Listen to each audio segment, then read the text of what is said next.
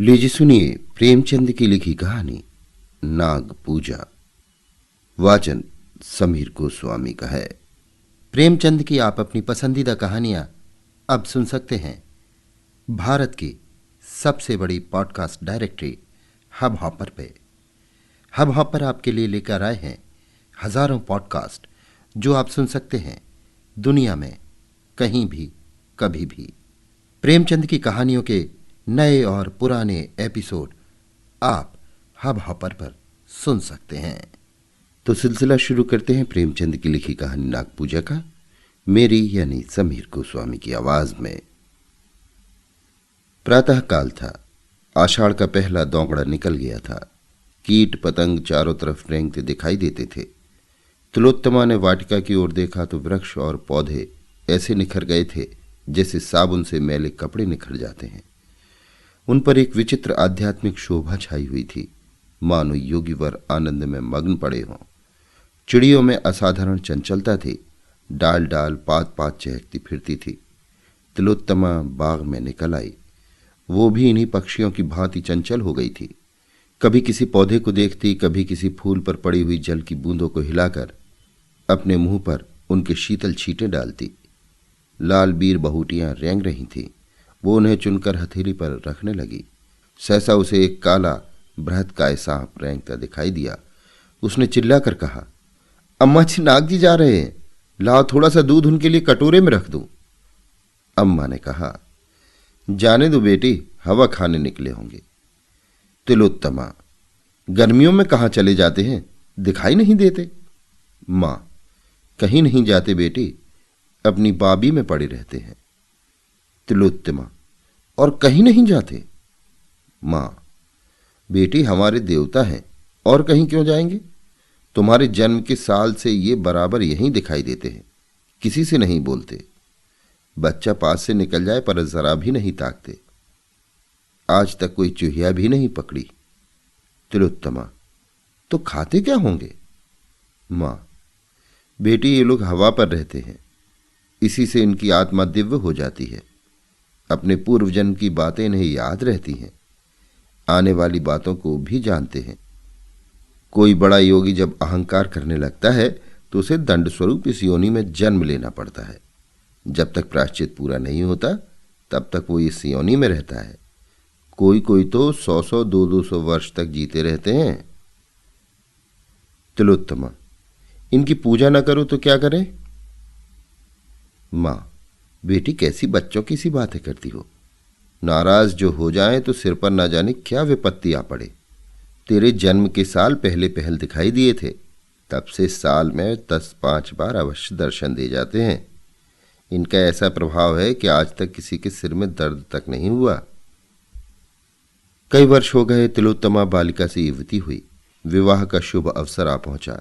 बारात आई, विवाह हुआ। तिलोत्तमा के पति गृह जाने का मुहूर्त आ पहुंचा। नई वधू का श्रृंगार हो रहा था। भीतर बाहर हलचल मची हुई थी। ऐसा जान पड़ता था भगदड़ पड़ी हुई है। तिलोत्तमा के हृदय में वियोग दुख की तरंगें उठ रही हैं। वो एकांत में बैठकर रोना चाहती है। आज माता पिता, भाई बंद, सखियां सहेलियां सब छूट जाएंगी। फिर मालूम नहीं कब मिलने का संयोग हो। न जाने अब कैसे आदमियों से पाला पड़ेगा, न जाने उनका स्वभाव कैसा होगा, न जाने कैसा बर्ताव करेंगे। अम्मा की आंखें एक क्षण भी न थमेंगी। मैं एक दिन के लिए कहीं चली जाती थी तो वे रो रो कर व्यथित हो जाती थी। अब ये जीवन पर्यंत का वियोग कैसे सहेंगी। उनके सिर में दर्द होता था तो जब तक मैं धीरे धीरे न मलूं उन्हें किसी तरह कल चैन ही न पड़ती थी। बाबूजी को पान बनाकर कौन देगा। मैं जब तक उनका भोजन न बनाऊं उन्हें कोई चीज रुचती ही ना थी। अब उनका भोजन कौन बनाएगा। मुझसे इनको देखे बिना कैसे रहा जाएगा। यहां जरा सिर में दर्द भी होता था तो अम्मा और बाबूजी घबरा जाते थे। तुरंत वैद्य हकीम आ जाते थे। वहां ना जाने क्या हाल होगा। भगवान, बंद घर में कैसे रहा जाएगा। ना जाने वहां खुली छत है या नहीं। होगी भी तो मुझे कौन सोने देगा। भीतर घुट घुट कर मरूंगी। जगने में जरा देर हो जाएगी तो ताने मिलेंगे। यहां सुबह कोई जगाता था तो अम्मा कहती थी, सोने दो। कच्ची नींद जाग जाएगी तो सिर में पीड़ा होने लगेगी। वहां व्यंग सुने वहां व्यंग सुनने पड़ेंगे। बहू आलसी है, दिन भर खाट पर पड़ी रहती है। वे यानी पति तो बहुत सुशील मालूम होते हैं। हाँ, कुछ अभिमानी अवश्य हैं। कहीं उनका स्वभाव निष्ठुर हुआ तो? सहसा उसकी माता ने आकर कहा, बेटी तुमसे एक बात कहने की याद न रही। वहां नाग पूजा अवश्य करती रहना। घर के और लोग चाहे मना करें, पर तुम इसे अपना कर्तव्य समझना। अभी मेरी आंखें जरा जरा झपक गई थी। नाग बाबा ने स्वप्न में दर्शन दिए। तिलोत्तमा, अम्मा मुझे भी उनके दर्शन हुए हैं, पर मुझे तो उन्होंने बड़ा विकराल रूप दिखाया। बड़ा भयंकर स्वप्न था। मां, देखना तुम्हारे घर में कोई सांप न मारने पाए। ये मंत्र नित्य अपने पास रखना। तिलोत्तमा अभी कुछ जवाब न देने पाई थी कि अचानक बारात की ओर से रोने के शब्द सुनाई दिए। एक क्षण में हाहाकार मच गया। भयंकर शोक घटना हो गई। वर को सांप ने काट लिया। वो बहू को विदा कराने आ रहा था। पालकी में मसनद के नीचे एक काला सांप छिपा हुआ था। वर ज्यों ही पालकी में बैठा सांप ने काट लिया। चारों ओर कोहराम मच गया। तिलोत्तमा पर तो मानो वज्रपात हो गया। उसकी मां सिर पीट पीट कर रोने लगी। उसके पिता बाबू जगदीश चंद्र मूर्छित होकर गिर पड़े। हृदयोग से पहले ही से ग्रस्त थे। झाड़ फूंक करने वाले आए, डॉक्टर बुलाए गए, पर विष घातक था। जरा देर में वर के होठ नीले पड़ गए, नख काले हो गए, मूर्छा आने लगी। देखते देखते शरीर ठंडा पड़ गया। इधर उषा की लालिमा ने प्रकृति को आलोकित किया, उधर टिमटिमाता हुआ दीपक बुझ गया। जैसे कोई मनुष्य बोरों से लदी हुई नाव पर बैठा हुआ मन में झुंझलाता है कि ये और तेज क्यों नहीं चलती, कहीं आराम से बैठने की जगह नहीं, ये इतनी हिल क्यों रही है, मैं व्यर्थ ही इसमें बैठा। पर अकस्मात नाव को भंवर में पड़ते देखकर उसके मस्तूल से चिपक जाता है। वही दशा तिलोत्तमा की हुई। अभी तक वो वियोग दुख में ही मग्न थी। ससुराल के कष्टों और दुर्व्यवस्थाओं की चिंताओं में पड़ी हुई थी। पर अब उसे होश आया कि इस नाव के साथ मैं भी डूब रही हूं। एक क्षण पहले वो कदाचित जिस पुरुष पर झुंझला रही थी, जिसे लुटेरा और डाकू समझ रही थी, वो अब कितना प्यारा था। उसके बिना अब जीवन एक दीपक था, बुझा हुआ, एक वृक्ष था, फल फूल विहीन। अभी एक क्षण पहले वो दूसरों की ईर्ष्या का कारण थी, अब दया और करुणा की। थोड़े ही दिनों में उसे ज्ञात हो गया कि मैं पति विहीन होकर संसार के सब सुखों से वंचित हो गई। 1 वर्ष बीत गया। जगदीश चंद्र पक्के धर्मावलंबी आदमी थे, पर तिलोत्तमा का वैधव्य उनसे सहा न गया। उन्होंने तिलोत्तमा के पुनर्विवाह का निश्चय कर लिया। हंसने वालों ने तालियां बजाईं, पर जगदीश बाबू ने हृदय से काम लिया। तिलोत्तमा पर सारा घर जान देता था। उसकी इच्छा के विरुद्ध कोई बात न होने पाती, यहां तक कि वो घर की मालकिन बना दी गई थी। सभी ध्यान रखते कि उसका रंज ताजा न होने पाए, लेकिन उसके चेहरे पर उदासी छाई रहती थी, जिसे देखकर लोगों को दुख होता था। पहले तो मां भी सामाजिक अत्याचार पर सहमत न हुई, लेकिन बिरादरी वालों का विरोध ज्यों ज्यों बढ़ता गया, उसका विरोध ढीला पड़ता गया। सिद्धांत रूप तो प्रायः किसी को आपत्ति न थी, किंतु उसे व्यवहार में लाने का साहस किसी में न था। कई महीनों के लगातार प्रयास के बाद एक कुलीन सिद्धांतवादी सुशिक्षित वर मिला। उसके घर वाले भी राजी हो गए। तिलोत्तमा को समाज में अपना नाम बिकते देखकर दुख होता था। वो मन में कुढ़ती थी कि पिताजी नाहक मेरे लिए समाज में नक्कू बन रहे हैं। अगर मेरे भाग्य में सुहाग लिखा होता तो ये वज्र ही क्यों गिरता। उसे कभी कभी ऐसी शंका होती थी कि मैं फिर विधवा हो जाऊंगी। जब विवाह निश्चित हो गया और वर की तस्वीर उसके सामने आई तो उसकी आंखों में आंसू भर आए। चेहरे से कितनी सज्जनता, कितनी दृढ़ता, कितनी विचारशीलता टपकती थी।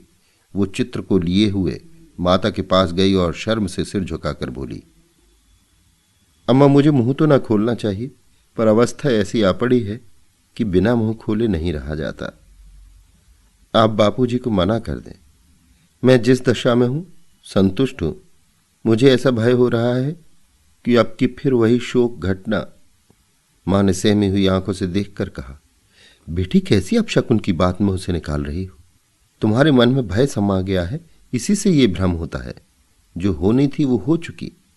अब क्या ईश्वर तुम्हारे पीछे पड़े ही रहेंगे। तिलोत्तमा, हाँ मुझे तो ऐसा मालूम होता है। मां, क्यों तुम्हें ऐसी शंका क्यों होती है। तिलोत्तमा, न जाने क्यों, कोई मेरे मन में बैठा हुआ कह रहा है कि फिर अनिष्ट होगा। मैं प्रायः नित्य डरावने स्वप्न देखा करती हूँ। रात को मुझे ऐसा जान पड़ता है कि कोई प्राणी जिसकी सूरत सांप से बहुत मिलती जुलती है मेरी चारपाई के चारों ओर घूमता है। मैं भय के मारे चुप्पी साध लेती हूँ, किसी से कुछ कहती नहीं। माँ ने समझा ये सब भ्रम है। विवाह की तिथि नियत हो गई। ये केवल तिलोत्तमा का पुनर्संस्कार न था, बल्कि समाज सुधार का एक क्रियात्मक उदाहरण था। समाज सुधारकों के दल दूर से विवाह में सम्मिलित होने के लिए आने लगे। विवाह वैदिक रीति से हुआ। मेहमानों ने खूब व्याख्यान दिए, पत्रों ने खूब आलोचनाएं की। बाबू जगदीश चंद्र के नैतिक साहस की सराहना होने लगी। तीसरे दिन बहू के विदा होने का मुहूर्त था। जनवासे में यथासाध्य रक्षा के सभी साधनों से काम लिया गया था। बिजली की रोशनी से सारा जनवासा दिन सा हो गया था। भूमि पर रेंगती हुई चींटी भी दिखाई देती थी। केशों में न कहीं शिकन थी, न सिलवट, न झोल। शाम आने के चारों तरफ कनातें खड़ी कर दी गई थी। किसी तरफ से कीड़े मकोड़ों के आने की संभावना न थी, पर भावी प्रबल होती है। प्रातःकाल के 4 बजे थे। तारागणों की बारात विदा हो रही थी।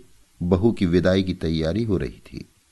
एक तरफ शहनाइयां बज रही थीं, दूसरी तरफ से विलाप की आर्त ध्वनि उठ रही थी। पर तिलोत्तमा की आंखों में आंसू न थे। समय नाजुक था। वो किसी तरह घर से बाहर निकल जाना चाहती थी। उसके सिर पर तलवार लटक रही थी। रोने और सहेलियों से गले मिलने में कोई आनंद न था। जिस प्राणी का फोड़ा चिलक रहा हो उसे जर्राह का घर बाग में सैर करने से ज्यादा अच्छा लगे तो क्या आश्चर्य। वर को लोगों ने जगाया, बाजा बजने लगा। वो पालकी में बैठने को चला कि वधू को विदा करा लाए, पर जूते में पैर डाला ही था कि चीख मारकर पैर खींच लिया। मालूम हुआ पांव चिंगारियों पर पड़ गया। देखा तो एक काला सांप जूते से निकलकर रेंगता चला जाता था। देखते देखते गायब हो गया। वर ने एक सर्द आह भरी और बैठ गया। आंखों में अंधेरा छा गया। एक क्षण में सारी जनवासी में खबर फैल गई। लोग दौड़ पड़े। औषधियां पहले ही रख ली गई थी। सांप का मंत्र जानने वाले कई आदमी बुला लिए गए थे। सभी ने दवाइयां दी। झाड़ फूंक शुरू हुई। औषधियां भी दी गईं, पर काल के सामने किसी का वश न चला। शायद मौत सांप का वेश धरकर आई थी। तिलोत्तमा ने सुना तो सिर पीट लिया। वो विकल होकर जनवासे की तरफ दौड़ी। चादर ओढ़ने की भी सुधि न रही। वो अपने पति के चरणों को माथे से लगाकर अपना जन्म सफल करना चाहती थी। घर की स्त्रियों ने रोका। माता भी रो रो कर समझाने लगी, लेकिन बाबू जगदीश चंद्र ने कहा, कोई हरज नहीं, जाने दो। पति का दर्शन तो कर लो, ये अभिलाषा क्यों रह जाए। उसी शोकान्वित दशा में तिलोत्तमा जनवासे में पहुंची, पर वहां उसकी तस्कीन के लिए मरने वाले की उल्टी सांसें थीं। उन अधखुले नेत्रों में असह्य आत्मवेदना और दारुण निराश। इस अद्भुत घटना का समाचार दूर दूर तक फैल गया। जड़वादीगढ़ चकित थे, ये क्या माजरा है। आत्मवाद के भक्त ज्ञात भाव से सिर हिलाते थे, मानो वे त्रिकालदर्शी हैं। जगदीश चंद्र ने नसीब ठोंक लिया। निश्चय हो गया कि कन्या के भाग्य में विधवा रहना ही लिखा है। नाग की पूजा साल में 2 बार होने लगी। तिलोत्तमा के चरित्र में भी एक विशेष अंतर दिखने लगा। भोग और विहार के दिन भक्ति और देवाराधना में कटने लगे। निराश प्राणियों का यही अवलंब है। 3 साल बीते थे कि ढाका विश्वविद्यालय के अध्यापक दयाराम ने इस किस्से को फिर ताज़ा किया। वे पशुशास्त्र के ज्ञाता थे। उन्होंने सांपों के आचार व्यवहार का विशेष रीति से अध्ययन किया। वे इस रहस्य को खोलना चाहते थे। जगदीश चंद्र को विवाह का संदेशा भेजा। उन्होंने टाल मटोल किया। दयाराम ने और भी आग्रह किया। लिखा, मैंने वैज्ञानिक अन्वेषण के लिए निश्चय किया है। मैं इस विषधर नाग से लड़ना चाहता हूं। वो अगर 100 दांत लेकर आए तो भी मुझे कोई हानि नहीं पहुंचा सकता। वो मुझे काट कर आप ही मर जाएगा। अगर वो मुझे काट भी ले तो मेरे पास ऐसे मंत्र और औषधियां हैं कि मैं एक क्षण में उसके विष को उतार सकता हूं। आप इस विषय में कुछ चिंता न कीजिए। मैं विष के लिए अजेय हूं। जगदीश चंद्र को अब कोई उज्र न सूझा। हाँ, उन्होंने एक विशेष प्रयत्न ये किया कि ढाके में ही विवाह हो। अतः वे अपने कुटुंबियों को साथ लेकर विवाह के 1 सप्ताह पहले गए। चलते समय अपने संदूक बिस्तर आदि खूब देखभाल कर रखे कि सांप कहीं उनमें छिप कर न बैठ जाए। शुभ लग्न में विवाह संस्कार हो गया। तिलोत्तमा विकल हो रही थी। मुख पर एक रंग आता था, एक रंग जाता था, पर संस्कार में कोई विघ्न बाधा न पड़ी। तिलोत्तमा रो धोकर ससुराल गई। जगदीश चंद्र घर लौट आए, पर ऐसे चिंतित थे जैसे कोई आदमी सराय में खुला हुआ संदूक छोड़कर बाजार चला जाए। तिलोत्तमा के स्वभाव में अब एक विचित्र रूपांतर हुआ। वो औरों से हंसती बोलती, आराम से खाती पीती, सैर करने जाती, थिएटरों और अन्य सामाजिक सम्मेलनों में शरीक होती। इन अवसरों पर प्रोफेसर दयाराम से भी बड़े प्रेम का व्यवहार करती, उनके आराम का बहुत ध्यान रखती, कोई काम उनकी इच्छा के विरुद्ध न करती। कोई अजनबी आदमी उसे देखकर कह सकता था, गृहिणी हो तो ऐसी हो। दूसरों की दृष्टि में इस दंपत्ति का जीवन आदर्श था, किंतु आंतरिक दशा कुछ और ही थी। उनके साथ शयनागार में जाते ही उसका मुख विकृत हो जाता, भौहें थन जाती, माथे पर बल पड़ जाते, शरीर अग्नि की भांति जलने लगता, पलकें खुली रह जाती, नेत्रों से ज्वाला सी निकलने लगती और उसमें से झुलसती हुई लपटें निकलती, मुख पर कालिमा छा जाती और यद्यपि स्वरूप में कोई विशेष अंतर न दिखाई देता, पर ना जाने क्यों भ्रम होने लगता ये कोई नागिन है। कभी कभी वो फुंकारने भी लगती। इस स्थिति में दयाराम को उसके समीप जाने या उससे कुछ बोलने की हिम्मत न पड़ती। वे उसके रूप लावण्य पर मुग्ध थे, किंतु इस अवस्था में उन्हें उससे घृणा होती। उसे इसी उन्माद के आवेग में छोड़कर बाहर निकल आते। डॉक्टरों से सलाह ली, स्वयं इस विषय की कितनी ही किताबों का अध्ययन किया, पर रहस्य कुछ समझ में न आया। उन्हें भौतिक विज्ञान में अपनी अल्पज्ञता स्वीकार करनी पड़ी। उन्हें अब अपना जीवन असह जान पड़ता। अपने दुस्साहसों पर पछताते, नहा किस विपत्ति में अपनी जान फंसाई। उन्हें शंका होने लगी कि अवश्य कोई प्रेत लीला है। मिथ्यावादी न थे, पर जहां बुद्धि और तर्क का कुछ वश नहीं चलता, वहां मनुष्य विवश होकर मिथ्यावादी हो जाता है। शनि शनि उनकी ये हालत हो गई कि सदैव तिलोत्तमा से सशंक रहते। उसका उन्माद, विकृत मुखाकृति उनके ध्यान से न उतरते। डर लगता कि कहीं ये मुझे मार न डाले, ना जाने कब उन्माद का आवेग हो। ये चिंता हृदय को व्यथित किया करती। हिप्नोटिज्म, विद्युत शक्ति और कई नए आरोग्य विधानों की परीक्षा की गई। उन्हें हिप्नोटिज्म पर बहुत भरोसा था, लेकिन जब ये योग भी निष्फल हो गया तो वे निराश हो गए। एक दिन प्रोफेसर दयाराम किसी वैज्ञानिक सम्मेलन में गए हुए थे। लौटे तो 12 बज गए थे। वर्षा के दिन थे, नौकर चाकर सो रहे थे।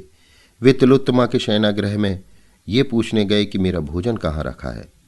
अंदर कदम रखा ही था कि तिलोत्तमा के सिरहाने की ओर उन्हें एक अति भीम का एक काला सांप बैठा हुआ दिखाई दिया। प्रोफेसर साहब चुपके से लौट आए। अपने कमरे में जाकर औषधि की एक खुराक पी और पिस्तौल तथा सांगा लेकर फिर तिलोत्तमा के कमरे में पहुंचे। विश्वास हो गया कि ये वही मेरा पुराना शत्रु है। इतने दिनों में टोह लगाता हुआ यहाँ आ पहुंचा, पर इसे तिलोत्तमा से क्यों इतना स्नेह है? उसके सिरहाने पर यों बैठा हुआ है मानो कोई रस्सी का टुकड़ा है। ये क्या रहस्य है? उन्होंने सांपों के विषय में बड़ी अद्भुत कथाएं पढ़ी और सुनी थी, पर ऐसी कुतूहलजनक घटना का उल्लेख कहीं न देखा था। वे इस भांति सशस्त्र होकर फिर कमरे में पहुंचे तो सांप का पता न था। हाँ, तिलोत्तमा के सिर पर भूत सवार हो गया था। वो बैठी हुई आग्नेय नेत्रों से द्वार की ओर ताक रही थी। उसके नयनों से ज्वाला निकल रही थी, जिसकी आंच 2 गज तक लगती। इस समय उन्माद अतिशय प्रचंड था। दयाराम को देखते ही बिजली की तरह उन पर टूट पड़ी और हाथों से आघात करने के बदले उन्हें दांतों से काटने की चेष्टा करने लगी। इसके साथ ही अपने दोनों हाथ उनकी गर्दन में डाल दिए। दयाराम ने बहुतेरा चाहा, एड़ी चोटी तक का जोर लगाया कि अपना गला छुड़ा ले, लेकिन तिलोत्तमा का बाहुपाश प्रतिक्षण सांप की कंडली की भांति कठोर एवं संकुचित होता जाता था। उधर ये संदेह था कि इसने मुझे काटा तो कदाचित इसे जान से हाथ धोना पड़े। उन्होंने अभी जो औषधि पी थी वो सर्प विष से अधिक घातक थी। इस दशा में उन्हें ये शोकमय विचार उत्पन्न हुआ, ये भी कोई जीवन है कि दंपत्ति का उत्तरदायित्व तो सब सिर पर सवार, पर उसका सुख नाम का नहीं। उल्टे रात दिन जान का खटका। ये क्या माया है? वो सांप कोई प्रेत तो नहीं है जो इसके सिर आकर ये दशा कर दिया करता है। कहते हैं ऐसी अवस्था में रोगी पर जो चोट की जाती है वो प्रेत पर ही पड़ती है। नीची जातियों में इसके उदाहरण भी देखे हैं। वे इसी हैस बेस में पड़े हुए थे कि उनका दम घुटने लगा। तिलोत्तमा के हाथ रस्सी के फंदों की भांति उनकी गर्दन को कस रहे थे। वे दीन असहाय भाव से इधर उधर ताकने लगे। क्यों कर जान बचे, कोई उपाय न सूझ पड़ता था। सांस लेना दुस्तर हो गया।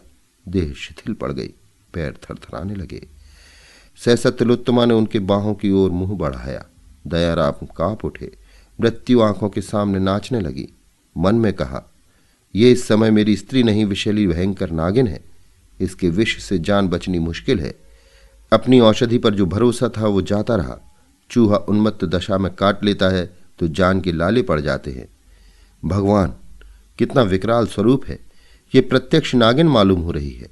अब उल्टी पड़े या सीधी, इस दशा का अंत करना ही पड़ेगा।